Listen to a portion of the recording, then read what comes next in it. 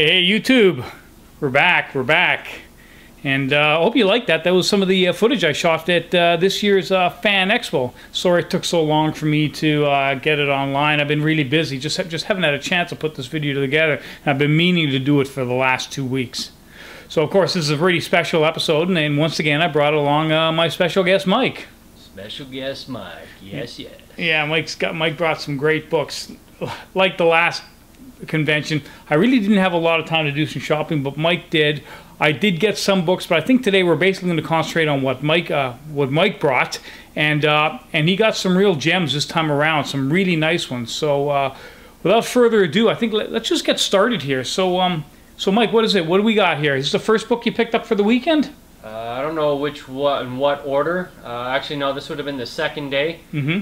But that is a Canadian price that you see that sticker in. So in U.S. dollars, that's about $30. Cool. And of course, that's an X-Men number 51. 51. It's a nice white one. So I mean, at a 7.0, and that's a 7.0, I would say it's worth about 121 U.S. bucks. Cool. Great deal. And when did this one come out? You got any idea there? December '68. Yeah. Now, did you know the vendor? Was this a Big B or was it? This was a vendor I was surprised to see. I hit up a lot of books from this used bookstore vendor called BMV. Mm-hmm. I don't remember them being there in previous years, but they had a little comic book section, and whoever's pricing their books, they're using a price guide that's old. Cool. Yeah, so I mean, 40 bucks for an X-Men 51, 40 bucks Canadian? Yeah. Can't beat it. Oh, you bastard. You stole this one out from under me. You know I'm collecting these. Oh, yeah, but you know what? You got me hooked too. So when I saw that, there's no way I would say no to it. Wow. Especially when I paid $19.45 US. Oh, come on. See, that's crazy. See, I paid for, like, I think my Ghost number 9, I paid like 35 bucks for it. And honestly, I don't think it was in good a shape as that one is in. And that's number 2. Yeah, in Canadian dollars, it's 37 bucks. In 37 bucks. Okay, but switching back to US, it's 84 US bucks, which is close to 100 bucks Canadian. Yeah. You know, come on. That was just like, are you kidding me? Boom, take it. Yeah. And sorry, again, how much you paid? It was 37 bucks Canadian, or... Yeah, that's a steal. You stole. Somebody should call the police on you, because you just stole that book. Oh, absolutely. And I think, what is that? That's... Oh, man, who did... Is that Nick Cardy? I think that's a Nick Cardy cover, too. Cover, yeah. Great artist there. So, wow, yeah. Needless to say, I'll be getting this one at some point, in the near future. And Fantastic Four, number 118. Yes, this is a January 72. Nice.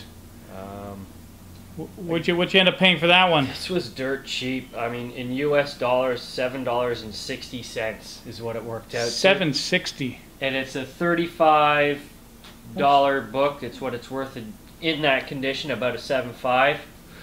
Look at how white it is, eh? Oh, it's gorgeous. It's like pristine. The ones that are above 100, between 100 and 150, they're starting to crawl up in value too, right? Yeah, I mean, these things are just starting to disappear. That's Bashima, Ramita, and do you remember the other guys? I think Rosin. There's a fourth artist as well. I can't remember, but yeah, that's a really nice cover. Yeah. When you get above 100, a lot of these covers start having 3 different artists collaborating on them. Yeah. So yeah, that was I mean. Again, like I said, I didn't have a chance to scour the convention like you did, but if you get a book like that at that price, you got to pick it up. Yeah, I just snagged it because just the cover appeal. It's nice and white, and just I love the cover. And Amazing Spider-Man number 88. Wow, that's fantastic, Mike. Now I noticed something. I was looking through your books earlier, and you didn't buy nearly as many Amazing Spider-Man as you usually do. I'm not seeing them there. I mean. Here's the thing, like, when it comes to these books, first they start disappearing from the bins, and then next thing you know, they're wall books, and then after that, it's books that only doctors and lawyers can afford after that, It's like... That's it, isn't it? I mean, they're just... especially, like, when I want a Spider-Man, I want it to be in decent condition. You can get roughed up ones, but no. So, I mean... Yeah, we like to talk about the X-Men because we like collecting, but realistically, I think the most collectible, the magazine that people collect the most for Marvel is Amazing Spider-Man. Yeah. You know, they always go to premium, and even the 40-cent cover, even the 40-cent covers are minimum. If it's in good shape, 15 to 20 bucks. I mean, so it's hitting critical mass now. Yeah, like these older ones, anything like I'm battling for under 100, and it's rough. I mean, there's cons where you just don't get any, and it's frustrating. So I managed to dig one out. That's $39.99 in Canadian dollars. In U.S. dollars, you know, that's about 30 bucks, and that's worth about 108 bucks. Great deal. And that's a John Romita cover John too. Romita Sr. Yeah, Can't go wrong with September that. 1970. Yeah. And X-Men number 119. Yeah, this is March 1979. In U.S. dollars, I paid about $21.90 because I'm converting from Canadian. Worth about 57 U.S. That's an 8.5. That's a nice looking book. Yeah, it's in very nice condition.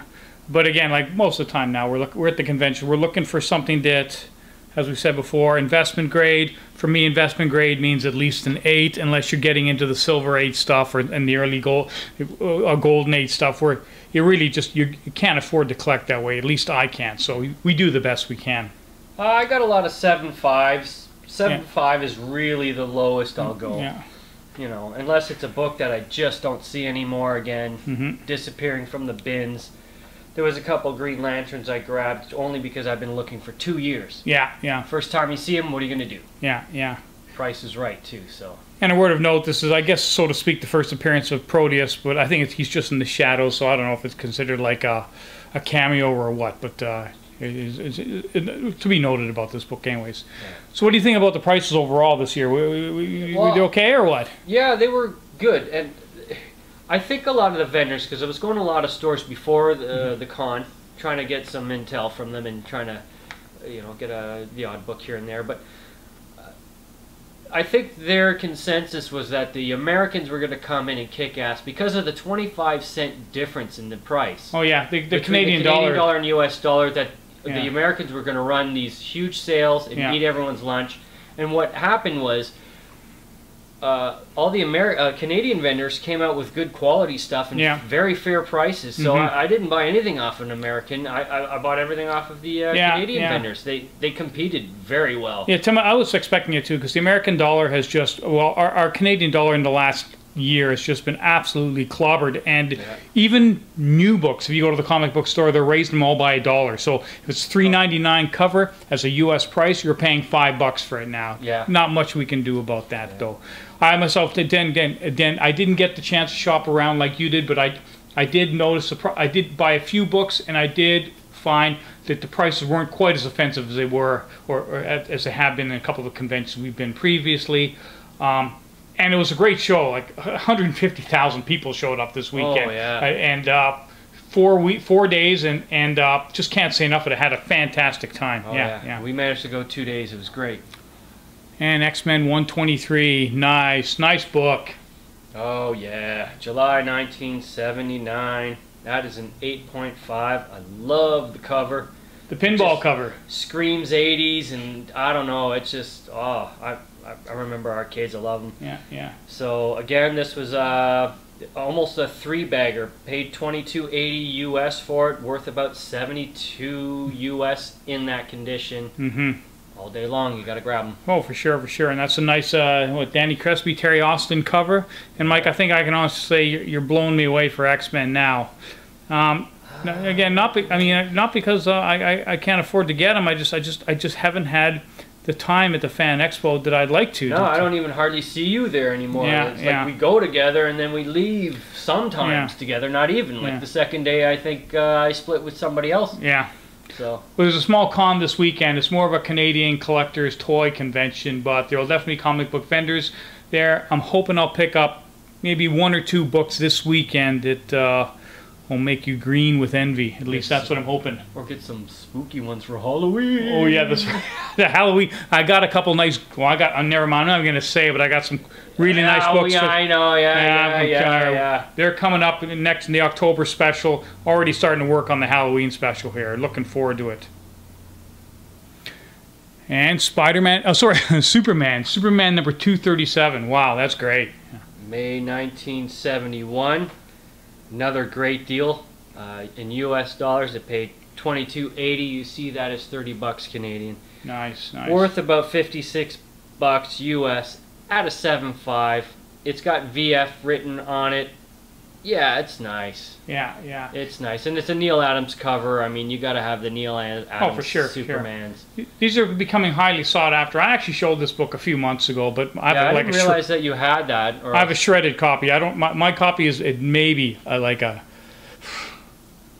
maybe a 3 or 4, not even close to something like this. Yeah, again, still a great read. Hard to find, hard to come by, and finding very, very hard to come by when they're in good condition. You know what? This was actually in the wrong spot. Someone must have put it in the wrong spot, hoping they would go to the cash machine and come back. But no, I found it. Yeah.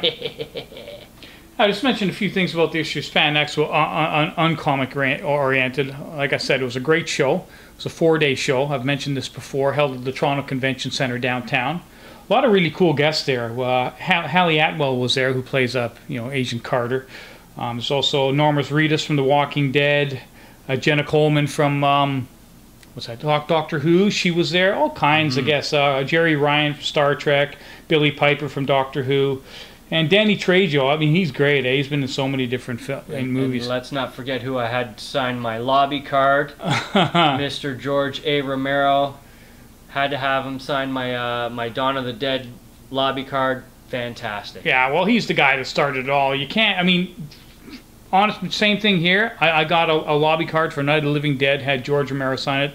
He's the guy that started it all. I mean, if you're into zombies, if you like zombie books like The Walking Dead, movie, black and or white, World War Z, yeah, he's the man. He started it all. So, if my personal opinion, if you were going to get one autograph at this show, it was going to be George Romero, and that's it. Everybody else came second. But again, that's just our opinion.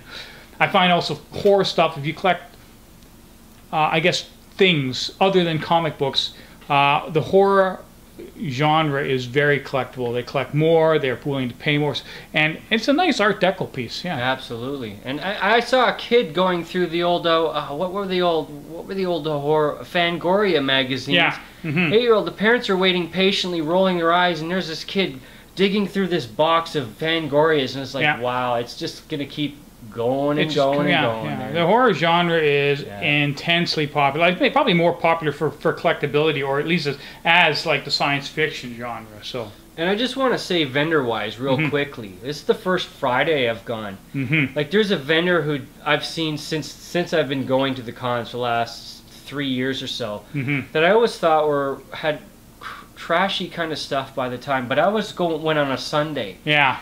Now we went on the Friday, and it was all awesome stuff. So I'm wondering if maybe the day makes a difference too, because every year I say there's one vendor who's the savior, and I was least expecting these guys to be the savior. Forest City really pulled it off. That's where I got the Ghost number 2 and a whole bunch of other stuff. They're at every show, and I find sometimes I flip through it quickly and then on the Big B or some other. Yeah, they seem to have the best prices. Like the year before, it was Comic Book Addiction. Yeah. Okay, so here we go. Last book of the night. Another Fantastic Four, just digging away at the Fantastic Fours, X-Men's and whatnot. This is 97, April 1970. Not a lot of room on this, but compared to the other deals, but still a good deal. $49.40 US is what it converts to.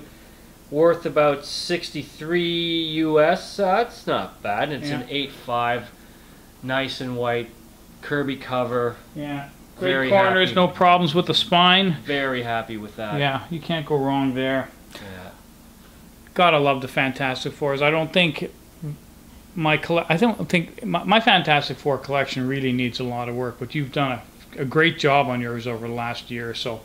And I'm gonna have to start working on that, that's for sure. But you're ahead of me in Spidey's, you're ahead of me in Fantastic Four, and you're ahead of me in X-Men now, I think. Well, I mean, that's what you have your eye out Yeah. for the most part. I mean, Yeah. I've been trying to pick up Bats too, and they're kind of hard. And, Yeah.